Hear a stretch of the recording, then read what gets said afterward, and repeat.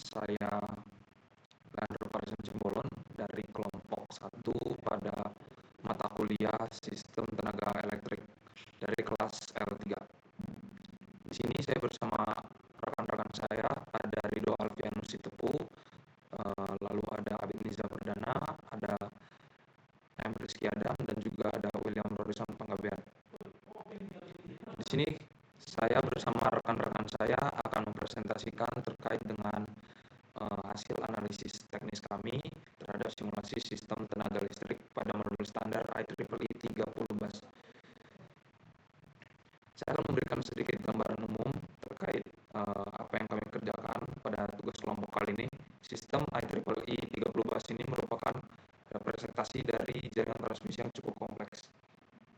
Untuk memahami kinerjanya secara utuh, kami membagi analisis ini menjadi 2 perspektif utama. Yang pertama itu ada analisis power flow, yang di sini kami fokus pada setiap titik bus, melihat apakah profil tegangannya aman dan bagaimana keseimbangan daya pada pembangkitnya. Yang kedua itu ada analisis line dan losses. Di bagian ini kami menyoroti kondisi pada saluran transmisinya, melihat jalur mana yang mengalami beban terberat, serta seberapa efisien sistem ini dalam menyalurkan energinya. Saya akan menyerahkan kepada rekan saya terkait dengan bagaimana kondisi aktual tegangannya, apakah sistem ini aman. Mari langsung saja kita masuk ke analisis pertama mengenai profil tegangan yang akan dijelaskan oleh rekan saya.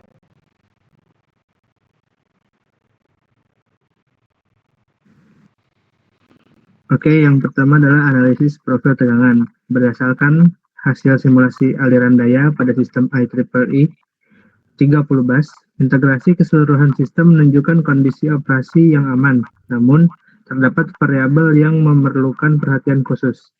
Dengan nilai minimum 0,975 PU pada bus 30 dan maksimal 1,082 PU pada bus 11.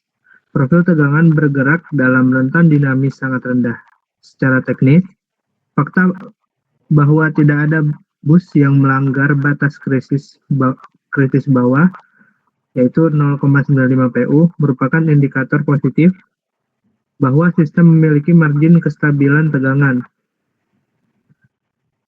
atau voltage stability margin yang diperlukan untuk mencegah kegagalan tegangan rendah pada bus 30 dan bus 8, yaitu 0,977 PU, yang merupakan fenomena yang memengaruhi lokasi listrik kedua bus tersebut yang mungkin terletak di jaringan radial atau jauh dari pembangkit listrik utama, sehingga menyebabkan penurunan tegangan akumulatif atau voltage drop akibat impedansi saluran. Namun, perlu lebih diperhatikan fenomena tegangan tinggi atau over voltage di area bus 11, 12, dan 13 yang melebihi batas operasional ideal sebesar 1,05 PU. Nilai 1,082 PU pada bus 11 menunjukkan kelebihan daya reaktif atau Q yang signifikan di area tersebut. Situasi ini umumnya disebabkan oleh 2 faktor, yaitu posisi bus yang sangat dekat dengan generator yang mengalami over excitation atau bank kapasitor yang terus-menerus terhubung ke sistem beban dalam kondisi ringan. Meskipun tegangan tinggi membantu mengurangi arus dan kerugian, nilai di atas, yaitu 1,05 PU, dalam jangka panjang memiliki kemampuan untuk menerapkan teknik dielektrik, seperti mengisolasi peralatan, yaitu seperti trafo dan kabel, dan memperpanjang umur aset. Oleh karena itu, strategi mitigasi seperti penyesuaian tap changer pada jalur distribusi atau injeksi daya reaktif di sekitar bus 11 sangat direkomendasikan untuk menurunkan profil tegangan ke rentan ideal sebesar 1,00 PU. Selanjutnya ada analisis kesetimbangan daya. Pada bus 1 itu memainkan peran kritis dan menanggung beban berat dalam menjaga frekuensi dan stabilitas sistem IEE 30 bus ini, seperti yang ditunjukkan oleh analisis kesetimbangan daya. Keseimbangan daya aktif sistem secara jelas menggambarkan prinsip konservasi energi yang menyatakan bahwa total pembangkitan harus sama dengan total beban ditambah total kerugian. Sistem memerlukan total pembangkit sebesar 361 MW dengan permintaan beban sebesar 283.400 MW. Kerugian transmisi yang tidak terhindarkan atau biaya transportasi energi yang diwakili oleh selisih sebesar 16.661 MW bus adalah satu-satunya penyeimbangan domain dalam skenario simulasi ini. Menyediakan 2.456.000 MW atau sekitar 82% dari total kebutuhan daya sistem, sementara generator di bus 2 hanya berkontribusi sebesar 45.000 MW yang sangat kecil. Keseimbangan kontribusi ini menunjukkan betapa kerasnya slang bus yang bekerja untuk menutupi semua kerugian sistem dinamis dan beradaptasi dengan fluktuasi beban. Secara operasional, margin keamanan sistem dapat berkurang akibat ketergantungan yang tinggi pada satu bus pembangkit, yaitu bus 1 saja. Jika generator di bus 1 mengalami kegagalan, sistem akan sangat rentan terhadap pemadaman listrik karena generator lain tidak memiliki kapasitas cadangan yang berputar cukup untuk segera mengambil alih beban. Keseimbangan daya reaktif juga menunjukkan pola serupa di mana eksitansi generator diperlukan untuk memenuhi kebutuhan beban sebesar 126.200 MVAR ditambah kerugian reaktif pada saluran. Arus tinggi dan kerugian pada saluran transmisi di sekitar slack bus secara langsung berkorelasi dengan ukuran pasokan dari slack bus yang membuktikan bahwa aliran daya mengalir secara signifikan dari bus 1 ke seluruh jaringan. Untuk mengurangi beban thermal pada slack bus, disarankan untuk mengevaluasi ulang penugasan pembangkit guna mendistribusikan beban secara lebih merata ke pembangkit lainnya.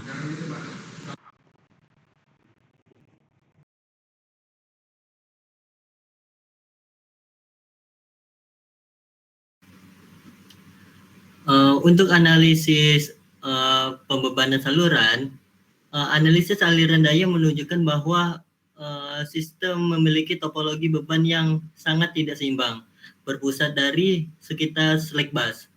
Beban aktif mencapai 166,94 MW dan beban reaktif mencapai 168,089 MV ampere, di mana jalur transmisi antara bus 1 dan bus 2 menjadi jalur kritis karena impedasinya yang lebih rendah atau karena beban di jalur bus 2 jauh lebih besar. Kondisi ini membuat jalur 1 sampai 2 berpotensi menjadi titik bottleneck, terutama jika kapasitas thermal megavolt ampere jalur tersebut tidak mencukupi. Dalam kondisi darurat seperti putusnya jalur 1 sampai 3, arus dapat meningkat drastis sehingga jalur 1 dan 2 beresiko trip aktif kelebihan beban dan memicu krisis sistem. Selain itu, analisis ini menunjukkan pentingnya pengaturan tegangan melalui type transformator. Misalnya, pada tab 4-12 di posisi 0,932 dan tab 6-9 di posisi 0,978 yang digunakan untuk mengendalikan aliran daya reaktif dan menstabilkan tegangan lokal. Penyesuaian tab ini diperlukan untuk mengimbangi jatuh tegangan akibat beban berat. Dibandingkan dengan jalur paralel bus 1 sampai 3 yang hanya membawa 78,945 MW, jalur bus 1 sampai 2 memiliki aliran yang jauh lebih besar, sehingga ketidakseimbangan distribusi arus menjadi isu penting dalam menjaga keandalan sistem tenaga.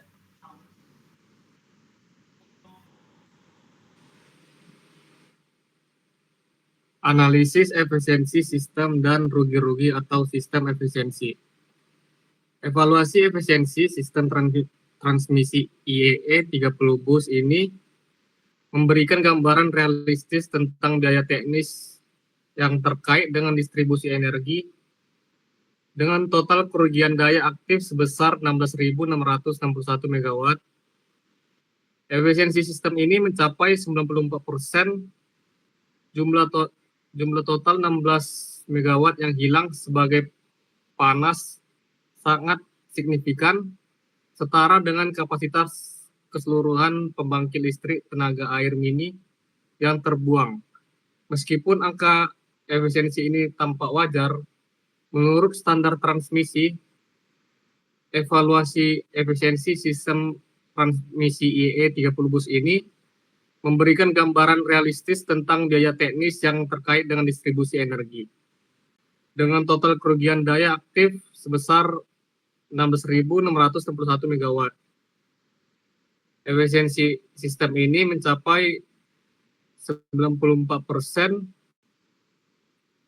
jumlah total 16 MW yang hilang sebagai panas signifikan, setara dengan kapasitas keseluruhan pembangkit listrik hidro mini yang terbuang. Meskipun angka efisiensi ini tampak wajar menurut standar transmisi, sistem mengalami kerugian daya reaktif yang signifikan dengan total 20.519 mVAR. Selain kerugian daya aktif, meskipun kerugian reaktif ini penting karena menunjukkan energi yang diserap oleh reaktansi induktif, kabel untuk menciptakan medan magnet di sekitar kabel, kerugian sering diabaikan. Generator dipaksa untuk menghasilkan lebih banyak mVAR akibat kerugian yang tinggi ini, yang pada akhirnya menurunkan kemampuan generator untuk memasok daya aktif yang dapat dijual. Oleh karena itu, teknik optimasi seperti memasang kapasitor paralel dekat beban berat atau pergantian kabel pada jalur 1-2 sangat penting. Selain meningkatkan efisiensi di atas 95%, langkah ini akan membebaskan kapasitas sistem yang sebelumnya atau terkunci oleh kerugian.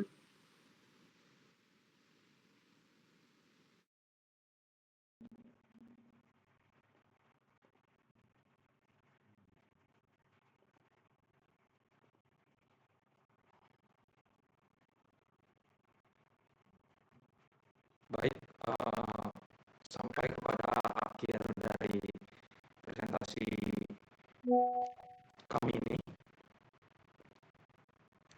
Kepada rekan-rekan saya mengucapkan terima kasih yang telah menyampaikan beberapa analisisnya sampai kepada kesimpulan terakhir dari simulasi ini. Berdasarkan data yang telah dipaparkan oleh rekan-rekan saya tadi, dapat dilihat bahwa sistem IEEE 30 bahas ini memiliki dua sisi kondisi yang berbeda. Di satu sisi, seperti yang sudah dijelaskan oleh rekan saya sebelumnya, sistem ini sangat kuat secara stabilitas tegangannya. Tidak ada bus yang drop di bawah batas aman, sehingga risiko blackout akibat tegangan runtuh sangat kecil.